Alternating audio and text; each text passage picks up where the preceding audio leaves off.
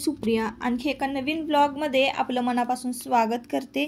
तुम्हाला आजचा दिवस सुखाचा, आनंदी आणि आरोग्यदायी जावो। तुम्ही जी काही स्वप्न पाहिली असतील ती सगळी स्वप्न तुमची पूर्ण होत। त्याचबरोबर शुभ दुपार सर्वांना। दुपारची वेळ आहे आणि दुपारच्या वेळेला ना आम्ही शाळेची खरेदी करण्यासाठी मार्केटमध्ये आलो होतो। तर नवीन शूज, नवीन युनिफॉर्म, नवीन पुस्तकं, वह्या सगळंच घ्यायचं होतं। 16 तारखेला मुलांची फायनली सगळ्या अख्ख्या महाराष्ट्रामध्ये ना 16 तारखेला शाळा फायनली सगळ्यांच्या चालू झालेल्या आहेत। तर आता ना मुलांची म्हणजे माझ्या दोन्हीही मुलांची शाळा आता ना 16 तारखेला चालू होणार आहे। इथं आम्ही पुस्तकं घ्यायला आलो होतो आणि जे पाऊस लागला ना तिथे थोडी पण जागा नव्हती उभं राहण्यासाठी। आणि मी जिथं उभी राहिली होती ना तर तिथं त्या स्टोअरमधले पुस्तकं भरपूर भिजत होती। तर मी त्या बाबांना सांगितलं बघा पुस्तकं भिजतायत म्हणून। खूप छान छान पुस्तकं होती, मला ती म्हणजे त्याचं नाव पण वाचता आलं नाही। मग आम्ही लगेच एका दुकानाच्या आडोशाला थांबलो। तिथं मार्केटमध्ये ना सगळ्यांची दुकानं बंद होती आणि गर्दी पण काही जास्त नव्हती। मला वाटतं माझ्या आधीच सगळे खरेदी करून गेले होते की काय माहिती, आणि मीच फक्त जे आहे तर ते सॅटर्डेला संडेला मी खरेदीसाठी गेले होते। सोमवारी मुलांच्या शाळा ज्या आहेत तर त्या चालू होणार होत्या म्हणून सॅटर्डेला मी गेले होते। तर आत्ता इकडे बघा प्लॅनिंग चालू झालेलं आहे। सगळी खरेदी झाल्यानंतर काय काय करायचं, पाणीपुरी खायची, माझा पैसा, आणि मग घरी जायचं, तर सगळं असं प्लॅनिंग चालू झालेलं आहे। आणि आता ओझं तर इतकं होणार आहे ना ताईंनो, 2 सेट जे आहेत ना स्कूलचे पुस्तक आणि वह्यांचे काढलेले आहेत। तुम्हाला माहिती आहे मुलांची पुस्तकं म्हटली की एवढं ओझं होतं की काय विचारायलाच नको। त्यांच्या दप्तराचंच ओझं रोजचं इतकं असतं। आपण मार्केटमधून आणताना तर खरंच मला म्हणजे आमचे खूप हाल झाले। आणि त्या पुस्तकांचं खरेदी झाल्यानंतर त्याच्या शेजारीच बघा हे बुटांचं दुकान आहे, म्हणजे चपल्या बुटं। तर इथं सगळ्या स्कूलचे जे आहेत स्पोर्टचे आणि स्कूलचे शूज मिळतात। तर इथं आम्ही ना दोघांना शूज एकाच ठिकाणी बघायला आलो होतो।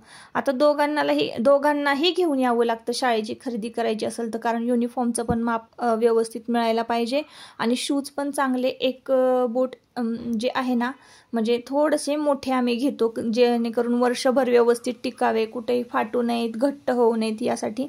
आता इकडे खूप साऱ्या व्हरायटी ज्या आहेत ना त्या चप्पलच्या मी तुम्हाला दाखवते। तर त्यातली एक ग्रे कलरची बघा तुम्ही, तर ती ही बघा ह्या ब्लॅक कलरचा मधला एक पॅटर्न जो आहे तो हातामध्ये मी घेतलेला आहे चपलीचा। पावसाळी चप्पल आहे, खूप छान आहे। आणि अचानक तुमच्या दादांची नजर त्या चप्पलवर गेली आणि मला म्हणाले तुझ्यासाठी ही चप्पल घे। खरं तर मला आजच्या दिवशी खरंच काहीच खरेदी करायचं नव्हतं, कारण माहिती आहे आपण जेव्हा खरेदीला निघतो, घरातून बाहेर पडतो, तेव्हा मुलांच्या खरेदीला किती सारा पैसा लागतो। आणि शाळेत जाण्याआधी तर आपल्याला फर्स्ट टर्मची जी फी आहे ती भरावीच लागते। अशा सगळ्या गोष्टी आहेत। आणि आत्ताच्या काळामध्ये इंग्लिश मीडियममधून मुलं शिकवणं म्हणजे काही सोपी गोष्ट नाही आहे ताईंनो। आणि आमच्या वाईमध्ये पण म्हणजे आहे व्यवस्थित शिक्षण सगळं, पण फी मात्र आहे। जिकडे तिकडे तुम्ही जा, खर्च फी हे मुलांसाठी करावंच लागतं। तर 2 सेट काढलेले आहेत, एक क्लास वर्क, होमवर्क आणि क्लास ट्युशन लावलेली आहे आता 8वी पासून 10वी पर्यंत आयुषला। आणि देवांशचं काय नाही मी स्वतः घेईन किंवा मग जवळच्या जवळ एखादी जर मिस्टर घेत असतील त्याच्या क्लास तर त्याला तिथं मी क्लासला लावणार आहे। असं वर्षभराचं प्लॅनिंग आहे। मग सगळी खरेदी केली, युनिफॉर्म वगैरे खरेदी केला आणि थोडाफार मला बाजारसुद्धा खरेदी करायचा होता ना, तर मी बाजारसुद्धा खरेदी केला। म्हणजे डाळी वगैरे थोडेफार घरात साबण, शॅम्पू हे सगळं संपलं होतंच, त्या सगळं खरेदी केलं। त्याची एक गोणी होती, पुस्तकांची एक गोणी आणि शूज आणि सगळे नवीन युनिफॉर्म वगैरे एवढं सगळं सामान होतं ना, तर रिक्षा करावी लागली। जातानाच कट्टा चकाचक स्वच्छ करून गेले होते ना, त्यामुळं मग आल्यानंतर काही टेन्शन नाही। पण आल्यानंतर ना 4-4:30 वाजले होते ताईंनो। थोड्याच वेळात ना आता 5 वाजतील आणि खाल्लं पिल्लं तर काहीच नाही घरी मार्केटमध्ये। तिथं खूप प्लॅनिंग केलं पण एवढं ओझं होतं आणि एवढं सगळं म्हणजे सामान हातामध्ये होतं ना की कुठं जावंसच वाटलं नाही। डायरेक्ट रिक्षात बसलो आणि घरी आलो। तर येताना तुमच्या दादांनी मस्तपैकी छान केक घेऊन आले होते, तर चहा ठेवला आणि केकचे पीस जे आहेत ते कट करून आता सगळ्यांना खायला देणार आहे। तर पूर्वीच्या काळी ना माणसं सुखी समाधानी होती, घरची शेती होती, वाड्यात गाय, ताटातल्या अन्नात समृद्धी होती। गरजा अपेक्षा कमी असल्यामुळे आयुष्य शांत जगत होतीत माणसं. आत्ताच्या काळामध्ये तसं राहिलेलं नाही आहे ताईंनो. तर पूर्वी ह्या सगळ्या गोष्टी होत्या, त्यामुळं ना एकमेकांबद्दल आदर प्रेम जिव्हाळा असायचा. आता तसं राहिलेलं नाही आहे. आताच्या शिक्षणामध्ये आणि आताच्या प्रत्येक गोष्टीमध्ये खूप सारा बदल झालेला आहे. पूर्वीचा एक छोटासा किस्सा मी तुमच्याबरोबर शेअर करते. तर आम्ही कसं शिकलेलो आहोत. ज्या वेळेला गरीब परिस्थितीतून माणूस शिकतो ना, त्यावेळेस परिस्थिती जे काही शिकवते ना आपल्याला, ते खरंच म्हणतो ना आपण कुठल्याच शाळेत आपल्याला शिकायला मिळत नाही. तर आम्ही काय करायचो, जुने वह्या जुने पुस्तकं हे सगळं आहे ना आम्ही एकत्र करायचो. म्हणजे खास करून म्हणजे जुनीच पुस्तक वापरायचो. कधीच आम्हाला नवीन नाही मिळाली. पण जुन्या ज्या वह्या होत्या ना, जे की रद्दीमध्ये काढायचीत लोक, तर त्या वह्यांची पानं गोळा करून त्याचं पानं शिवायची आणि ते बुक बायडिंग करायचं. आणि तशा पद्धतीनं आपली 200 पानी वही जी आहे ना, ती आम्ही तयार करत होतो. अशा पद्धतीनं आम्ही शिक्षण घेतलेले आहे. पण आताचा काळ तसा राहिला नाही. आणि आत्ताचं आम्हीही असे दिवस काढले ना, तर त्यामुळं ना आम्ही आमच्या मुलांना चांगले दिवस नेहमी दाखवण्याचा म्हणजे नाही का, होता होईल तितका प्रयत्न करतो. 2 घास कमी खा, पण शिक्षण खरंच महत्त्वाचं आहे आणि गरजेचं आहे. तर असो ताईंनो, आता बघा इकडे मी ना साडीचा कोस काढते. तर मागच्या वेळेस ना एक पिको फॉलचा व्हिडिओ मी शेअर केला होता. तर एका ताईंनी मला विचारलं होतं की तुम्ही कोस कसा काढता साडीचा, तर हे आमच्याबरोबर शेअर करा. तर मी खूप साध्या सोप्या पद्धतीनं ताईंनो तुमच्याबरोबर तुम्हाला सांगते, शेअर करते. तर बघा, एक सिल्कची साडी घेतलेली आहे मी, आता एका कस्टमरचीच आहे ही. तर काय करायचं, थोडंसं सूत जे आहे ना साडीचं ते काढून घ्यायचं, म्हणजे एक धागा, आणि स्ट्रेट असा सरळ ओढायचा. आता ओढताना जर धागा तुटला तर बघा एक अशी बारीक म्हणजे पुसट अशी रेषा तयार झालेली असते धाग्यावर, म्हणजे पदरावर म्हणा किंवा आपल्या साडीच्या पूर्ण ह्याच्यावर कापडावर. तर त्या रेषेवर कात्री ठेवायची आणि मी ज्या पद्धतीनं बघा कट करते ना, त्या पद्धतीनं कट करत जायचं. आता तुम्हाला तो तिरका दिसत असेल, पण तुम्ही जर पिकोला करायला घेतला ना, अजिबात तिरकी ही साडी नाही आहे ताईंनो. एकदम सरळ रेषेत अशी साडी होती. काय होतं ना, अशा सिल्कच्या ज्या साड्या आहेत म्हणजे एकदम साध्या डेली वेअरच्या, त्याची प्रिंट इकडं तिकडं झालेली असते. त्यामुळं त्याचा कोस काढणं ना खूप अवघड असतं. आणि तुम्ही प्रिंट जशी आहे तसं जर तुम्ही साडी कट करत गेलात ना, तर मग विचारूच नका, तुमची तर साडी अर्धी निम्मीच कट होईल. म्हणजे इकडं तिकडं जाईल सगळं. तुमचं जे कटिंगचं गणित जे आहे म्हणजे ते सगळं संपूर्णपणे चुकणार आहे. तर अशा पद्धतीनं मी नेहमी कोस काढते. तर शेअर केलेलं आहे. तुम्हाला कशी वाटली माझी ही ट्रिक, किंवा तुम्ही पण अशाच पद्धतीनं काढत असाल तर असो. आता इकडं साड्या ज्या होत्या ना, त्या 2-3 पिको फॉल करून घेतल्या आणि लगेच पुन्हा एकदा आता कुणाकोणाच्या वह्या आणलेल्या आहेत, पुस्तकं आणलेली आहेत, तर त्याच्यावर व्यवस्थित नावं टाकायची सगळ्या वह्यांवर, पुस्तकांवर. हे माझं काम चालू झालेलं आहे. आणि परत आयुष काय इथे कर्कटक का काहीतरी त्याचं डिक्शनरी होती वाटतं ही, तर त्याचं काय करत होता काय माहिती. तर इकडं सगळ्यांच्या वह्या आणि पुस्तकांवर नावं टाकली, व्यवस्थित विषय, सब्जेक्ट, शाळेचं नाव, क्लास स्टँडर्ड सगळं टाकलं. आणि मग सगळा पसारा जो आहे तो आटपला, झाडलोट केली, पुन्हा एकदा दिवाबत्ती केली. आणि इतकी दमले होते ना आज ना, फक्त तुमच्याबरोबर मी थोडीफार कामं जी आहेत ती शेअर केली. मार्केटमधनं जाऊन आलेली व्हिडिओ क्लिप, त्याच्यानंतर खूप सारी कामं ताईंनो केलेली आहे. म्हणजे झाडलोट म्हणा, बाहेरचं लोटायचं, घरातलं लोटायचं, सगळं उचलायचं, जागच्या जाग्यावर ठेवायची, यांची खणं वगैरे साफ करायची, ह्या सगळ्या गोष्टी. तर आता ना लाईट गेली संध्याकाळच्या वेळेला, आणि काय करावं ना, खूप कंटाळा पण आला होता आणि माझी तब्येत पण बरी नाही आहे. तुम्हाला मी पोस्टमध्ये सांगितलं होतं की ना काय होतं आहे ना माहिती का, डोकं इतकं दुखतं आहे ना ताईंनो माझं, आणि ते कंटिन्यू एक आठवडाभर दुखतंयच. म्हणजे त्याचं दुखणं बंदच होत नाही आहे. कितीही गोळ्या खाल्लं, इंजेक्शन घेतली, सगळ्या गोष्टी झालेल्या आहेत ताईंनो. त्यामुळं ना कामच पटपट आटपत नाहीत, कामं माझी पाठीमागं राहतात. तब्येत बरी असली की मग कसं सगळं आपण पटपट करू शकतो. तर असो ताईंनो, आता ना मी तुमच्याबरोबर बिर्याणीची रेसिपी शेअर करते. तर वाळू जी आहे ना, तर ती तव्यावर छान पसरवलेली आहे आणि मस्तपैकी त्याच्यावर पातेलं ठेवून बघितलं तर बसतंय व्यवस्थित. आता आपल्याला दम बिर्याणी करायची आहे. तर त्यासाठी ना अर्धा किलो चिकन आणि अर्धा किलो तांदूळ घेतलेले आहेत. दिल्ली राईस जो आहे तो अर्धा तास आधी भिजत घातलेला आहे. आणि आता 2 चमचे तूप घेतलेलं आहे. चिकन स्वच्छ धुवून घेतलेलं आहे. 1 चमचा एव्हरेस्ट बिर्याणी मसाला मी त्यामध्ये घातलेला आहे. आलं लसूण पेस्ट 1 चमचा घालायचं.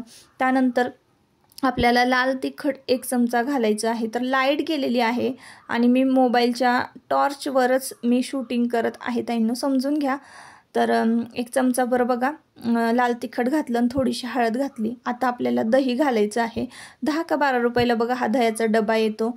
थोडंसं दही असतं, त्यामध्ये अंदाजे 2 चमचे असावं. तर 2 चमचे मी रूम टेम्परेचरवरचं दही घेतलेलं आहे. आणि आता फायनली आपल्याला मीठ घालायचं राहिलं, तर मग मीठ घालून घेते. तेवढ्यात लाईट आलेली आहे, तर बरं झालं, कारण लाईट गेली ना की कुठलीच कामं सुचत नाहीत ताईंनो. तर आता मस्तपैकी हे चिकन जे आहे ते मॅरिनेट करून ठेवायचं. मीठ घातलेलं आहे त्यामुळं छान मिठानं पाणीसुद्धा सुटणार आहे. आणि तूप आपण घातलेलं आहे, तुपाने पण छान मस्तपैकी तूप त्यामध्ये मुरेल.